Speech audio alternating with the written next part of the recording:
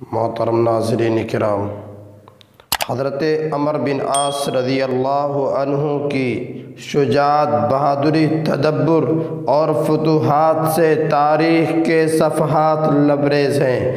آئیے معلوم کرتے ہیں کہ اس مرد مجاہد مدبر کی آخری گھڑی میں موت کی کیا کیفیت تھی اور موت جاکنی کا عالم کیا تھا۔ روایت میں بیان کیا جاتا ہے کہ حضرت عمر بن عاص رضی اللہ تعالی عنہ اکثر کہا کرتے تھے، مجھے تعجب ہوتا ہے ان لوگوں پر۔ حضرت عمر بن عاص رضی اللہ عنہ فرمایا کرتے تھے، مجھے تعجب اور حیرت ہے ان لوگوں پر جن کے جان نکلنے کے وقت، جن کے جاکنی کے وقت ہوش و حواس قائم رہتے ہیں اور موت کی کیفیت کو بیان نہیں کر سکتے، موت کی صفت کو بیان نہیں کر سکتے۔ مجھے ان لوگوں پر تعجب ہوتا ہے۔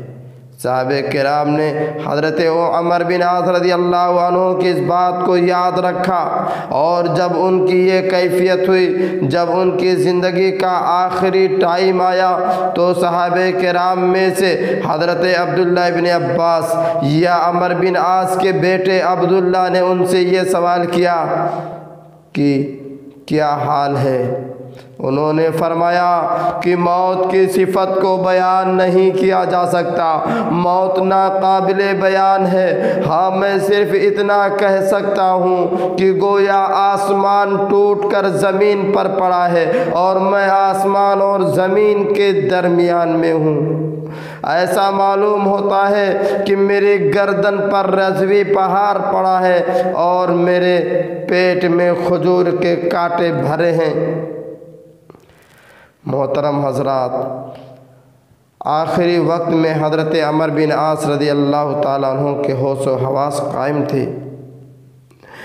حضرت معاویہ بن خدیج رضی اللہ عنہ ان کی عیادت کے لیے آئے، پوچھا کیا حال ہے؟ حضرت عمر بن عاص رضی اللہ عنہ فرماتے ہیں کہ میں پگھل رہا ہوں، بگڑتا زیادہ ہوں، بنتا کم ہوں، ذرا اور حالت بالکل آخری وقت آیا۔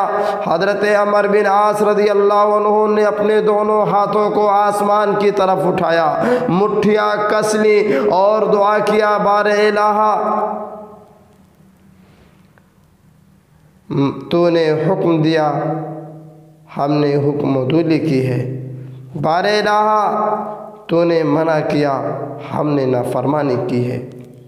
الہی میں طاقتور نہیں ہوں کہ میں غالب آ جاؤں، اگر تیری رحمت شامل حال نہ رہی تو میں ہلاک ہو جاؤں گا۔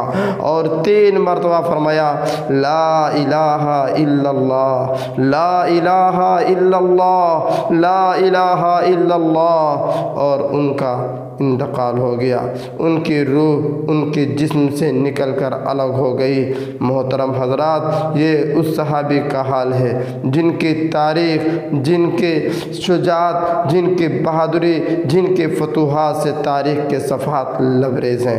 حضرت شداد بن اوس کہا کرتے تھے کہ اگر کوئی مردہ قبر سے نکل کر دنیا والوں کو موت کی حال اور موت کی سختی بیان کر دے تو دنیا والے زندگی کے عیش و آرام سے فائدہ نہ اٹھائیں گے اور نیند کی راحت بھی محسوس نہیں کریں گے۔ محترم حضرات، موت کی سختی یہ بڑی خطرناک چیز ہے، اور ہر آدمی کو، ہم میں سے ہر ذی روح کو اس راستے سے گزرنا ہے۔ اس لیے اس کی تیاری کریں اور دعا کریں کہ بار الہا جتنے مسلمان، جتنے مومن مرد اور عورتیں جا چکے ہیں دنیا سے، ان کی مغفرت فرما، اور ہم تمام لوگوں کو آخری دم تک قرآن اور حدیث پر قائم رکھے، موت کی سختی سے بچائے۔ آمین۔ السلام علیکم ورحمۃ اللہ وبرکاتہ۔